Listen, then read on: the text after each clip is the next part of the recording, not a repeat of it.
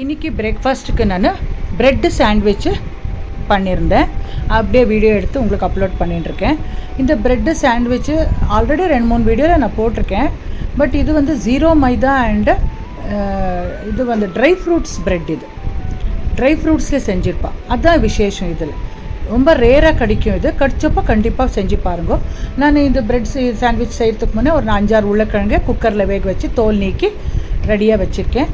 அப்புறம் ஒரு பாத்திரத்தில் ஒரு 2 டீஸ்பூன் ஆயில் விட்டுட்டு கடுகு தாளிச்சிட்டு மஞ்சப்பொடி சேர்த்து பொடியாக நெருக்கின வெங்காயம், அது கண்ணாடி பதத்துக்கு வந்த அப்புறம் டொமேட்டோ, கேப்சிகம்மு, கேரட்டு எல்லாமே சேர்த்து துருவிட்டு சேருங்க. கேரட்டை ரொம்ப நல்லா வரும். கேப்சிகம்மும் வெங்காயம் டொமேட்டோ எல்லாம் பொடியாக நெருக்கியிருக்கணும்.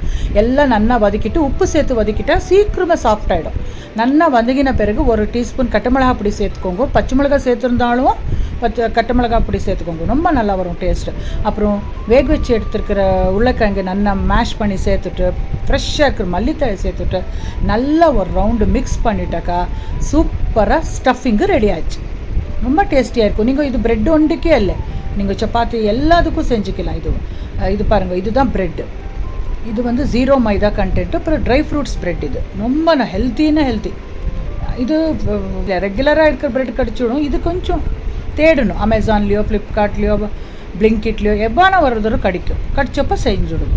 அதை 2 பக்கமும் நெய் விட்டுட்டு டோஸ்ட்டு பண்ணி எடுங்க. ப்ரௌனாக வரணும், அப்போ தான் நல்லா இருக்கும். ரொம்ப ஹார்டாக பண்ணக்கூடாது, சாஃப்டாக பண்ணி டோஸ்ட் பண்ணி எடுத்துட்டாக்கா அப்புறம் நடுவில் ஸ்டஃபிங் பண்ணால் சூப்பராக இருக்கும். பாருங்கள், இதெல்லாம் டோஸ்ட் பண்ணி ஒரு தட்டுக்கு ரெடியாக எடுத்து வச்சுருக்கேன். இப்போது ஸ்டஃபிங் ரெடி இருந்தது இல்லையா, அதை போட்டுட்டு நடுவில் சாண்ட்விட்சு சூப்பராக ரெடி பண்ணி பிரேக்ஃபாஸ்ட்டுக்கு சர்வ் பண்ணிட்டேன். எவ்வளோ டேஸ்டியாக இருக்கும். டேஸ்ட்டுன்றத விட பசங்களுக்கும் விரும்பி சாப்பிட்றா, கொஞ்சம் டிஃப்ரெண்ட்டாக இருக்கும். அப்புறமா வெரி ஹெல்த்தி பிரேக்ஃபாஸ்ட். கண்டிப்பாக ட்ரை பண்ணுங்கோ.